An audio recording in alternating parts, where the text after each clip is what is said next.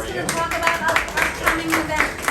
Yeah, we have got an amazing, well, really an amazing year planned for next year, but some great stuff remaining in this year. I just want to kind of give you a little bit of an overview. We're going to be at the Evanston Art Center for our annual Later Impressions Jury Exhibition. And that's going to be December or October 8th to November 6th. And then we're also going to have our Learning Symposium on November 6th. And this year we've got a great lineup. I mean, we're going to be talking about, you know, how to engage with art galleries. We're going to be talking about kind of the nitty-gritty of marketing. And then we're going to have a monoprint workshop. So it's going to be it's going to be an awesome afternoon. Sergio Gomez, Art Center. Right, he's going to be one of the speakers, as well as Keith Gringe from Rareness Gallery. So those are going to be fantastic. We've got our annual members luncheon this year at the Mexican Fine Arts Museum, and that's going to be December 8th. I think it's a Thursday. So we'll be able to tour the museum and just have kind of a great time and catch up on CAVA's business for the year. But then next year, we've got a great lineup. We're going to do 4 main exhibitions. We're going to do one at a new gallery space called Dwell Studio. It's on the northwest side. Then we're going to move to the Chicago Cultural Center we're going to have our Later Impressions back at the Cultural Center, but it's going to be in the spring. So we've got Later Impressions in the fall, and then Later Impressions in the spring.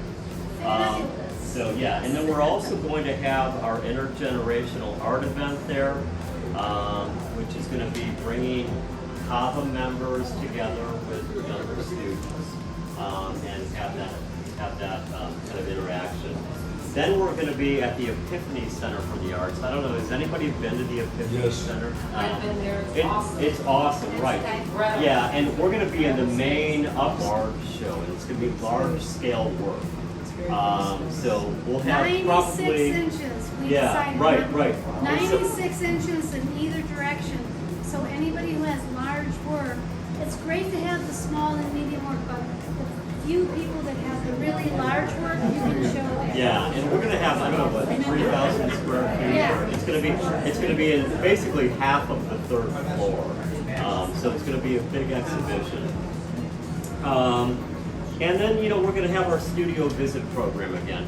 We started it this year. We had 2 studio visits.